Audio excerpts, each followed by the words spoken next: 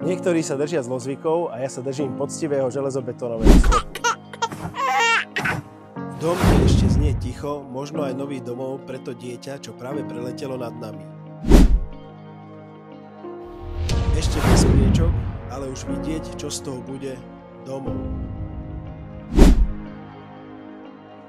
Jeden príbeh sa začína, ďalšie pripravujeme, dnes podpisujeme ďalšiu kapitolu doslova. Tu budeme stavať ďalej, na jar 2026 tu vyrastú nové domy.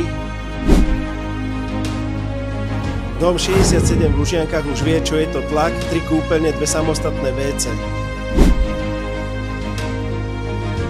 Oceán už vie, kam má letieť, aj nový život potrebuje poctivé základy.